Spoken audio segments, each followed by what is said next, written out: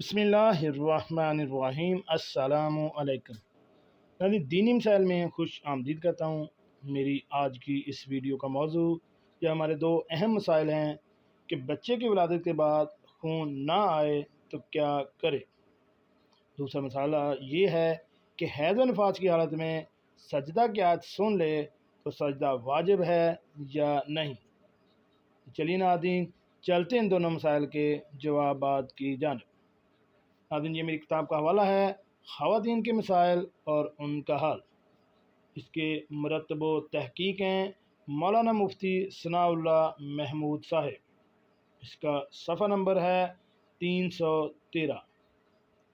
پہلے ہم بات کریں گے کہ حیض و نفاس کے دوران اگر عورت سجدہ کی آیت سن لے تو اس پر سجدہ واجب ہے یا نہیں، نیز وہ سجدہ شکر ادا کر سکتی ہے یا نہیں۔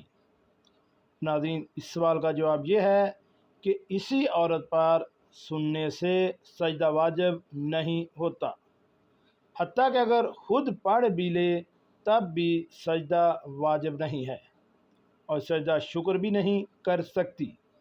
البتہ اگر جنابت کی حالت میں سن لے تو غسل کے بعد سجدہ کرنا واجب ہے۔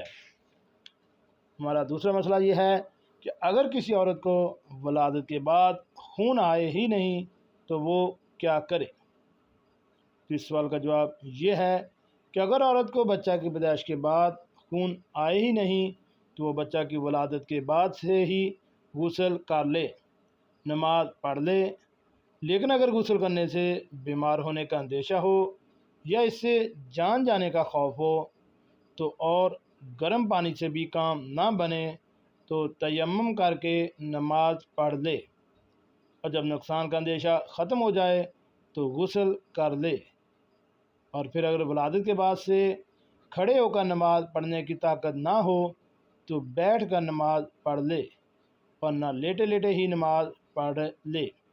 یعنی کسی صورت میں بھی اگر ولادت کے بعد خون نہیں آ رہا تو نماز معاف نہیں ہے، چاہے آپ کو تیمم کرنا پڑے، چاہے اگر آپ کھڑے ہو کر یا بیٹھ کر نہیں نماز پڑھ سکتی تو لیٹ کر ہی نماز پڑھ لیں۔